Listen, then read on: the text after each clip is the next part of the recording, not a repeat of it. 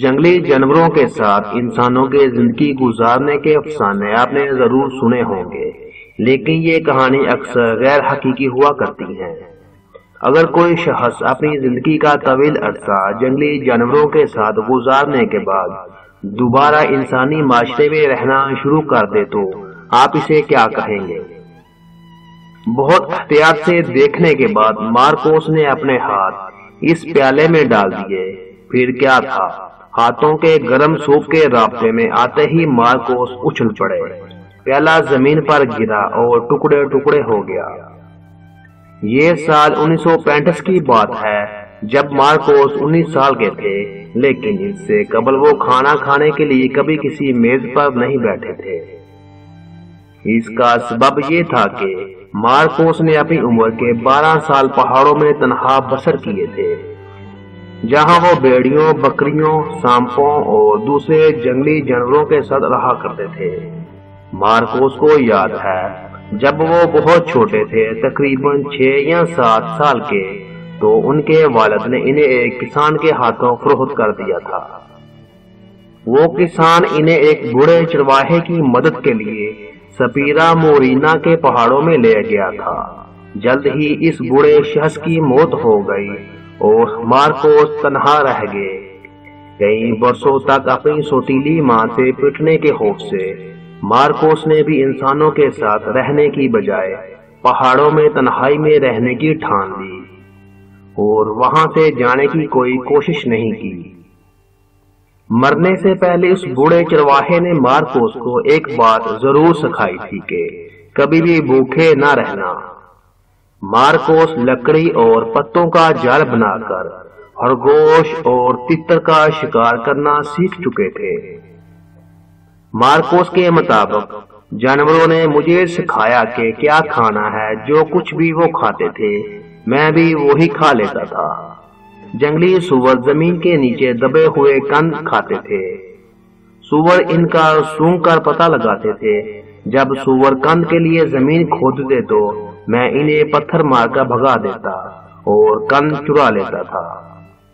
Marquis کا کہنا ہے کہ بہت سے جانوروں کے ساتھ ان کا محسوس قسم کا رشتہ بن گیا تھا، جہاں تک کہ بھیڑیوں کے ایک گروہ کے ساتھ ان کے تعلقات کی بات پر بہت سے لوگوں کو یقین نہیں آتا۔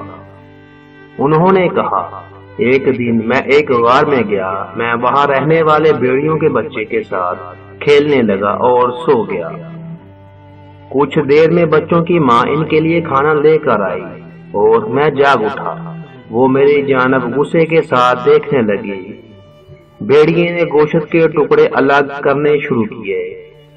بھیڑیے کا ایک بچہ میرے قریب آیا۔ بھوک کی وجہ سے میں نے اس سے گوشت کا ٹکڑا چرانے کی کوشش کی۔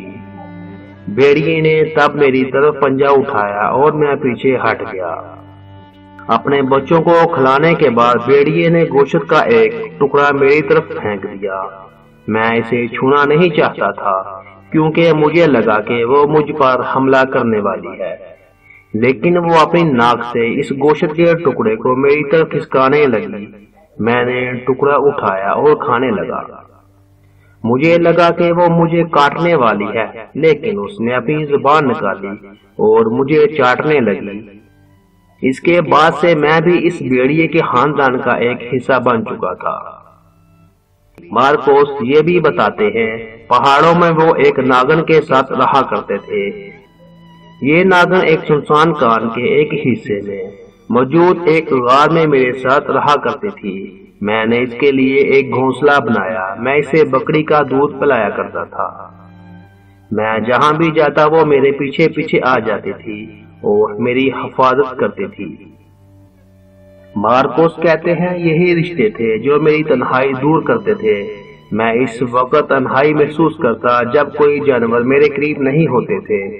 ایسے میں جانوروں کی آواز نکالتا تھا۔ اب بھی میں ہرن، لومڑی اور چیل کی آواز نکال سکتا ہوں، اور جب جانور میری آواز کا جواب دیتے تھے تبھی میں سو پاتا تھا۔ مارکوس کی زندگی میں رفتہ رفتہ الفاظ کی جگہ آواز اور کراہتوں نے لینی شروع کر دی تھی۔ اگر اسپین کی پولیس نے انہیں ڈھونڈ نکالا نہ ہوتا تو مارکوس کا بولنا مکمل طور پر بند ہو چکا ہوتا पुलिस इन्हें जबरदस्ती पहाड़ों के दामन में आबाद छोटे से गांव हुनकाल्ट ने ले गई, जहां मार्कोस की शिनाख्त के लिए इसके वालिद को बुलाया गया। मार्कोस बताते हैं, जब मैंने अपने वालिद को देखा तो मुझे कुछ भी महसूस नहीं हुआ। मेरे वालिद ने सिर्फ एक चीज पूछी थी कि तुम्हारी जैकेट कहाँ है। इंसानी माशरे में वापसी को मार्कोस अपनी जिंदगी का सबसे खौफनाक लम्हा बताते हैं। पहली बार हजाम या नाई की दुकान में जाने से लेकर बिस्तर में सोने तक सब कुछ इनके लिए किसी सदमे से कम न था। नाई के हाथों में उसरा देखकर इन्हें लगा था कि वो इनका गला काट देगा। इन चीजों को कबूल करने में इनको तवील वक्त लगा।